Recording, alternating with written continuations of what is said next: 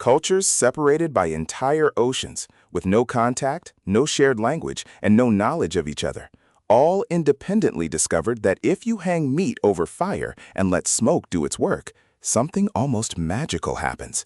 That parallel invention is one of the most fascinating food mysteries in human history, and it tells us something profound about who we are as a species. Welcome to the global history of fire and meat. By the end of this video, you're going to see barbecue in a completely different light. Not as an American tradition, not as a Southern thing, not as a weekend hobby, but as one of the oldest and most universal human impulses that has ever existed. And there's one civilization whose version of barbecue is going to genuinely surprise you. We'll get there. Let's go back roughly 1.8 million years. The earliest evidence of controlled fire use by early humans was found in a cave in South Africa called Wonderwork Cave. Alongside the ash and charcoal, researchers found charred bone fragments, not from an accidental fire, intentional. That means the very first thing our distant ancestors thought to do with fire, almost immediately, was cook meat with it. Fire and meat have been inseparable since the beginning of human civilization.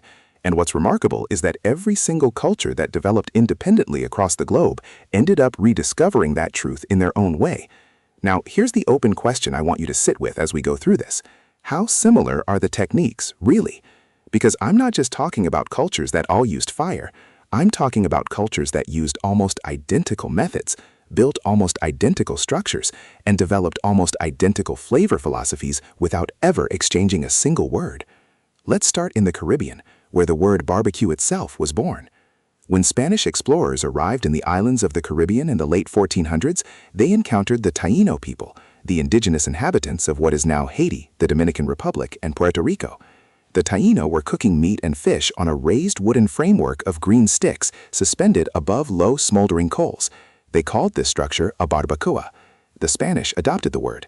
It traveled back to Europe. It eventually made its way into colonial America. And today, every time you say barbecue, you're speaking a word that is over 500 years old and comes from people whose culture was nearly erased entirely. That word is one of the most enduring things they left behind. But here's where it gets interesting.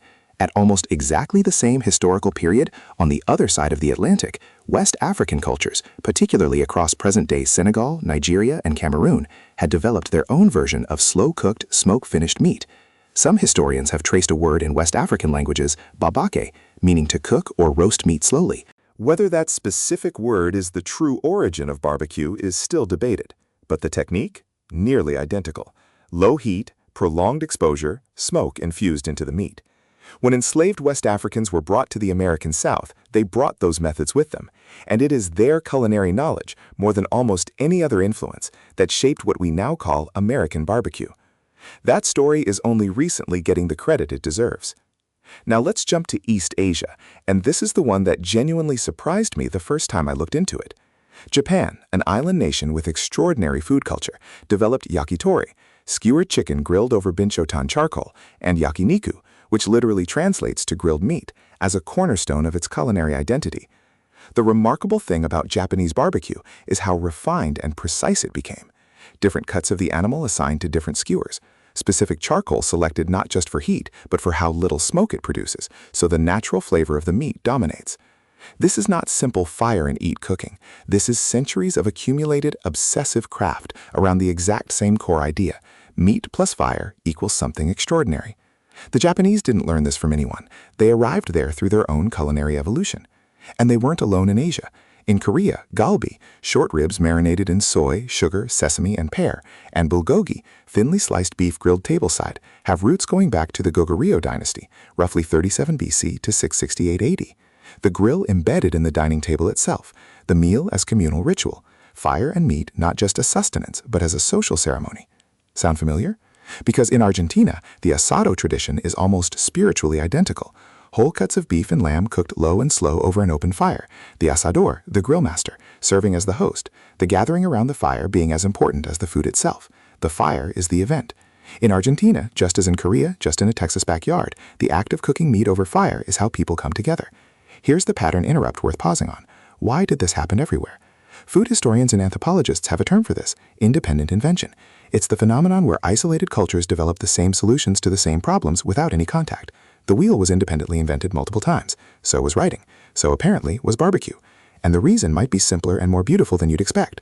Smoke-cooked meat lasts longer, tastes better, and feeds more people than raw or quickly boiled meat.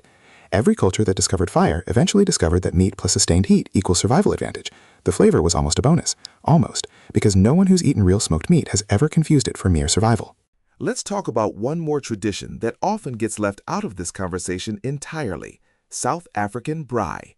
The word comes from Afrikaans and refers to a social barbecue tradition that spans virtually every culture within South Africa: Zulu, Xhosa, Afrikaner, Cape Malay. The braai is not just a way of cooking, it is constitutionally protected as a national cultural treasure. There is a National Braai Day in South Africa, and it falls on Heritage Day, September 24, intentionally chosen because braai is considered one of the only things all South Africans share across the country's deeply fractured history.